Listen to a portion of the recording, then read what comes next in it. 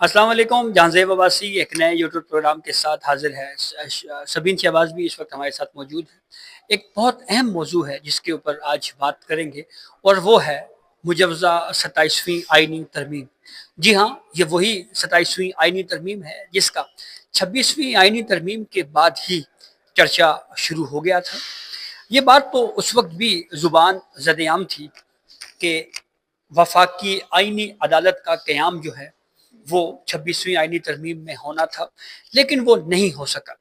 اس کی وجوہات ہم سب جانتے ہیں کہ جیسے ہی یہ خبر اس وقت سامنے آئی تھی تو یہ ڈسکشن میڈیا کے اوپر شروع ہو گئی تھی کہ محض چند درجن کیسز یا چند سو مقدمات کے لیے الگ سے آئینی عدالت کے قیام کی ضرورت کیوں ہے.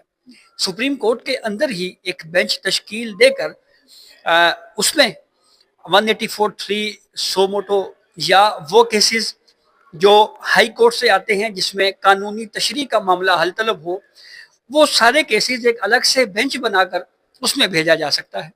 تو جب یہ بینچ کی بات آئی تو پھر پتہ یہ چلا کہ جی ایک آئینی بینچ جو ہے وہ کانسٹیٹیوشن میں شامل کیا گیا ہے. پھر وہ جو دعویٰ کیا جا رہا تھا کہ یہ کیسز جو ہیں یہ محض چند درجن ہیں یا چند سو ہیں، وہ بعد میں پتہ لگا کہ وہ کیسز تو جناب 20,000 سے بھی زیادہ ہیں. بعض جگہوں کے اوپر تو یہ بھی ہم نے یہ بات ہمیں معلوم ہوئی کہ یہ 22-25 ہزار کے قریب کیسز ہیں. لیکن اب 27ویں آئینی ترمیم جس پہ اچانک سے ایک بڑا دھماکہ یہ ہوا ہے کہ بلاول بھٹو زرداری نے مجوزہ 27ویں آئینی ترمیم کے چند نکات جو ہیں وہ میڈیا کے اوپر شیئر کر دیے. یہ بہت انٹرسٹنگ بات ہے کہ بلاول بھٹو زرداری جو 26ویں آئینی ترمیم کے معاملے کے اوپر بہت زیادہ متحرک تھے اور وہ کریڈٹ لیتے تھے کہ جی یہ جو 26ویں آئینی ترمیم ہے جناب یہ ہم نے کی، اور اس کی وجہ وہ یہ بیان کرتے ہیں جی کہ جوڈیشل ایکٹیویزم کے ذریعے اس ملک کے ساتھ کیا کچھ نہیں ہوا. یہ ایک سوال اپنی جگہ کے اوپر موجود ہے کہ اچانک سے ایسا کیا ہوا کہ بلاول بھٹو زرداری صاحب نے وہ مسودے کے جو امپورٹنٹ پوائنٹس ہیں وہ پبلک کر دیے ہیں. تو اس پہ تفصیل سے بات کرتے ہیں. سبین، اگر آپ دیکھیں تو اس کے جو چند پوائنٹس ہیں وہ پہلے ہمارے ناظرین تک ذرا بتا دیں. جو بلاول بھٹو زرداری نے ٹویٹ کیا ہے، پھر اس کے بعد اس کو ہم ذرا انالائز کر دیتے ہیں. اچھا، بلاول بھٹو زرداری نے کچھ دیر پہلے یہ ٹویٹ کیا ہے اور کچھ چیزیں چل رہی تھیں. ایک دو چیزیں آپ نے بھی رپورٹ کی تھی ترمیم کے حوالے سے، اور ترمیم کی جو نکات ہیں، اہم نکات ہیں، اس حوالے سے کچھ چیزیں آپ نے بھی رپورٹ کی تھی. بلاول بھٹو زرداری نے ٹویٹ کیا ہے، وہ یہ کہہ رہے ہیں کہ وزیراعظم شہباز شریف کی قیادت میں مسلم لیگ نون کا جو وفد ہے انہوں نے صدر آصف علی زرداری اور مجھے یعنی کہ بلاول بھٹو زرداری کو جو ملنے کے لیے بلایا تھا. مسلم لیگ نون کے وفد نے 27ویں آئینی ترمیم کی منظوری میں پاکستان پیپلز پارٹی کی حمایت جو ہے وہ مانگی ہے. پھر بلاول بھٹو زرداری یہ لکھ رہے ہیں کہ مجوزہ 27ویں آئینی ترمیم میں آئینی عدالت کا قیام، ایگزیکٹو مجسٹریٹس کی بحالی اور ججوں کے تبادلے کا اختیار شامل ہے. یہ بڑا اہم نکتہ ہے. اس کے علاوہ پھر وہ یہ کہہ رہے ہیں کہ مجوزہ 27ویں آئینی ترمیم میں NFC میں صوبائی حصے کے تحفظ کا خاتمہ اور آرٹیکل 243 میں ترمیم کے نکات بھی شامل ہیں. مجوزہ 27ویں آئینی ترمیم میں تعلیم اور آبادی کی منصوبہ بندی کے اختیارات کی وفاق کی واپسی اور الیکشن کمیشن کی تقرری پر جاری تعطل جو ہے وہ ختم کرنا شامل ہے. جبکہ پاکستان پیپلز پارٹی کی جو سینٹرل ایگزیکٹو کمیٹی ہے، اس ترمیم کے حوالے سے اس کا اجلاس جو ہے وہ 6 نومبر کو طلب کیا گیا ہے، اور اس اجلاس میں پاکستان کی دوحہ سے واپسی پر بلاول بھٹو زرداری میرے خیال شاید اس وقت دوحہ میں ہے، تو وہ کہہ رہے ہیں کہ صدر پاکستان دوحہ میں ہیں، وہ جب پاکستان واپس آئیں گے، آصف علی زرداری صاحب دوحہ میں ہیں تو پاکستان واپس آئیں گے. 6 نومبر کو اجلاس ہوگا اور اس میں پارٹی پالیسی کا فیصلہ جو ہے وہ کیا جا سکے گا. اچھا سر، اس پہ میں آپ کی رائے جانے سے پہلے تھوڑا سا یہ کہہ لوں کہ جب 26ویں ترمیم آ رہی تھی تو بلاول بھٹو زرداری، کیونکہ سب سے امپورٹنٹ ووٹ تھا مولانا فضل الرحمان کا، تو بلاول بھٹو زرداری جو ہے وہ ریگولر بیسس پر مولانا فضل الرحمان کے گھر بھی جاتے رہے، وہاں جا کر ملاقاتیں ہوتی رہیں. ظاہر ملاقاتیں ووٹ کے لیے ہو رہی تھیں، ترمیم کے حق میں ووٹ کے لیے ہو رہی تھی 26ویں ترمیم کے. لیکن اس میں جو بلاول بھٹو زرداری نے یہ جو پوائنٹ پبلک کیے ہیں، آپ کیا سمجھتے ہیں کہ اب ترمیم لانا آسان ہے؟ کیونکہ کچھ لوگ یہ کہہ رہے ہیں کہ نومبر کے اختتام تک یعنی کہ نومبر کے اینڈ پر 27ویں ترمیم جو ہے وہ آ سکتی ہے. پہلے ان پوائنٹس کا بتائے گا کہ ان پوائنٹس کو آپ کیسے انالیسس کرتے ہیں؟ دیکھیں، مجھے جو جہاں تک لگتا ہے یہ قبل از وقت مسودے کے چند پوائنٹس کو اس طرح سے میڈیا میں شیئر کرنا، ایک تو اس زاویے سے اس کو دیکھا جا سکتا ہے کہ ٹھیک ہے میڈیا کے اوپر ڈیبیٹ ہوگی اور اس ڈیبیٹ میں بہت ساری چیزیں جو ہے وہ سامنے آ سکتی ہیں. لیکن وہیں پہ یہ امپریشن بھی مل رہا ہے کہ پاکستان پیپلز پارٹی جو ہے وہ اب کی بار شاید 27ویں آئینی ترمیم میں نون لیگ کا ساتھ نہ دے. اس کی بنیادی وجہ مجھے جو لگ رہی ہے وہ یہ ہے کہ پاکستان پیپلز پارٹی 18ویں ترمیم کے حوالے سے ہمیشہ جب بھی کہیں پہ کوئی ڈسکشن ہوتی تو ہمیشہ 18ویں ترمیم کو پاکستان پیپلز پارٹی نے ڈیفینڈ کیا ہے، اور یہ کریڈٹ کے طور کے اوپر وہ کہتے رہے ہیں کہ ہمارے کریڈٹ میں ہے کہ ہم نے 18ویں ترمیم کروائی ہے۔ اب جو نکات بلاول نے ٹویٹ کیے ہیں ترمیم کے حوالے سے، اس میں وہ یہ کہہ رہے ہیں جی کہ مجوزہ 27ویں آئینی ترمیم میں تعلیم اور آبادی کی منصوبہ بندی کے اختیارات کی وفاق کو واپسی۔ اب یہ جو معاملہ ہے یہ ہم جانتے ہیں کہ جو وزارتیں ہیں وہ صوبوں کو منتقل ہوئی تھی اور صوبائی خود مختاری کا معاملہ تھا، تو یہ تو براہ راست 18ویں آئینی ترمیم جو ہے وہ اس سے متعلقہ ہے۔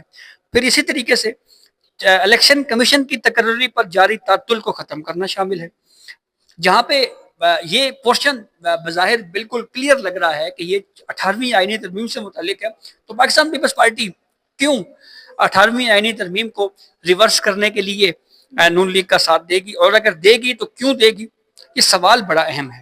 پھر اسی طریقے سے NFC میں صوبائی حصے کے تحفظ کا خاتمہ، یہ معاملہ بھی ہم جانتے ہیں کہ یہ بھی 18ویں ترمیم سے ہی جڑا ہوا ہے۔ پھر اسی طریقے سے آرٹیکل 243 میں ترمیم کے جو نکات ہیں یہ سبھی میں نے اس کو پڑھا ہے، تو آرٹیکل 243 جو ہے یہ تو کمانڈ آف آرمڈ فورسز ہے، اور اگر ہم پورا آرٹیکل 243 پڑھیں تو اس میں تو یہ لکھا ہوا ہے کہ federal government shall have control and command of the armed forces, اور اس پہ جناب جو سپریم کمانڈر ہوں گے وہ ہوں گے، اور president shall subject to law have power to raise and maintain the military, naval and air forces of Pakistan and the reserves of such forces, and to grant commissions in such forces. The President shall, on advice of the Prime Minister, appoint the Chairman Joint of Staff, the Chief of Army Staff, the Chief of Naval Staff and the Chief of Air. اچھا اس کا جو 243 article کا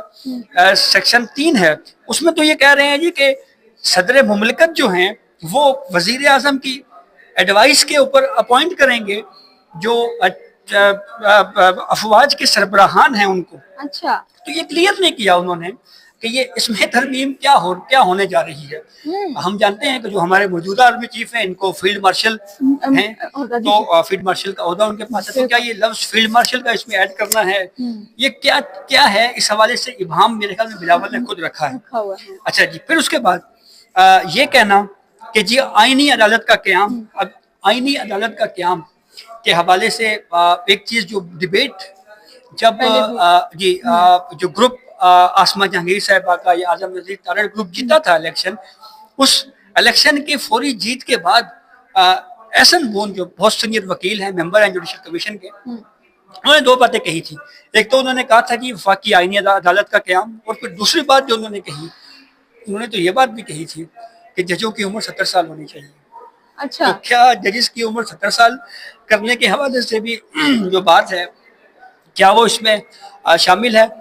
پھر اسی طریقے سے ججوں کے تبادلے کا اختیار، اب یہ جو سوال ہے اس کے اوپر پہلے بھی بہت زیادہ کرٹیسزم بھی ہوا بالکل، اور بہت زیادہ وکلاء کی طرف سے بھی یہ بات کی جاتی رہی ہے کہ یہ جو ججوں کے تبادلے والا معاملہ ہے آرٹیکل 200 میں ورڈ ہے کنسنٹ کا، کہ جب ایک ہائی کورٹ سے ایک جج دوسری ہائی کورٹ میں ٹرانسفر ہوگا تو ان کی رضامندی پوچھی جائے گی۔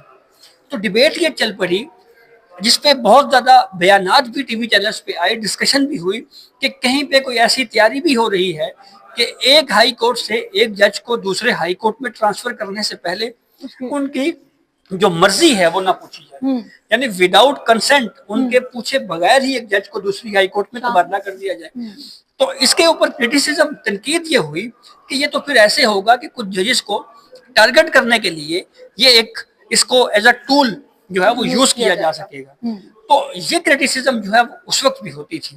تو اب یہ کہنا کہ یہ ججز کے تبادلے کا معاملہ بھی اس میں شامل ہے، اور پھر اب پاکستان پیپلز پارٹی 6 نومبر کو اس کے اوپر اجلاس بلا کے اس پہ اب دیکھے گی کہ کیا ہم نے نون لیگ کا جو ہے وہ ساتھ دینا ہے نہیں دینا۔ میرے خیال میں اس معاملے کے اوپر ایک تو پاکستان مسلم لیگ نون کو بھی اس پہ ریئیکٹ کرنا چاہیے، اس پہ ایک بیان دینا چاہیے کہ یہ دعویٰ کیا جا رہا ہے کیا یہ एग्जैक्टली ऐसा है नहीं है। फिर उसके बाद ये जो मुलाकात हुई थी ऐवान सदर में, इसमें कौन कौन शामिल था, मेरे ख्याल में उनके नाम भी पब्लिक होने चाहिए, बिल्कुल। सारी तफसील सामने आनी चाहिए, और फिर मुस्लिम लीग नून की तरफ से भी इसके ऊपर जो है वो तफसील से बात करनी चाहिए। मैं एक आपको बयान एक मेरे जहन में आ रहा है जी जी।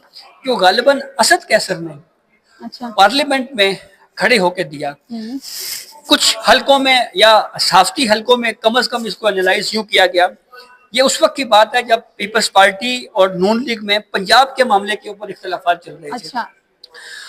उस वक्त असद कैसर ने बयान ये दिया कि Pakistan peoples party prime minister Shahbaz शरीफ के खिलाफ वोट ऑफ नो कॉन्फिडेंस लेके आए, हम उसको सपोर्ट करेंगे। अच्छा। हाँ, जब उन्होंने ये स्टेटमेंट दिया तो साफ्ती हलकों में इसको इस तरह से एनालाइज किया गया कि ये एक तरह से टॉन्ट किया गया है कि आप असल में ऑपोजिशन के तौर के ऊपर तो नहीं है, आप हुकूमत के साथ हैं। बिल्कुल। तो अगर आप इतने ही आपको कुछ पॉलिसीज से इख्तलाफ है तो आप अदम एतमाद की तहरीक ले आए, फिर हम आपका साथ देंगे। तो अगर यहाँ से पाकिस्तान पीपल्स पार्टी और नून लीग के माबैन अगर इख्तलाफात आगे बढ़ते हैं और उसमें शिद्दत आती है तो फिर देखने वाली बात यह होगी कि अगर बात वोट ऑफ नो कॉन्फिडेंस की तरफ जाती है फिर तो क्या मुस्लिम लीग नून के प्राइम मिनिस्टर शहबाज शरीफ के खिलाफ पीपल्स पार्टी और पीटीआई एक हो सकते हैं, या आगे चलकर पाकिस्तान पीपल्स पार्टी और पाकिस्तान तहरीक इंसाफ जो हैं उनके दरमियान कोई इत्तेहाद हो सकता है। ये वो सारी बातें हैं बहरहाल जो आगे चल के ही जो है वो इसके ऊपर हमें कोई हम क्लियर होगा या इसके ऊपर हम कोई कमेंट कर सकते हैं। लेकिन ये बात बजाते खुद है बड़ी हैरान कुन कि एक तरमीम के हवाले से उसका जो मुसवदा है वो बिलावल भुट्टो जरदारी की तरफ से उसके चंद पॉइंट्स जो हैं वो इसको पब्लिक कर दिया गया है। इसके मुहर्रिकात क्या हैं, इसकी वजूहात क्या हैं, पसे पर्दा क्या हकाइक हैं, ये वो सारी चीज़ें हैं जो हमें आने वाले वक्त में बहरहाल देखने को मिलेंगी। तो ये अब तक की अपडेट थी जिससे हमने आपको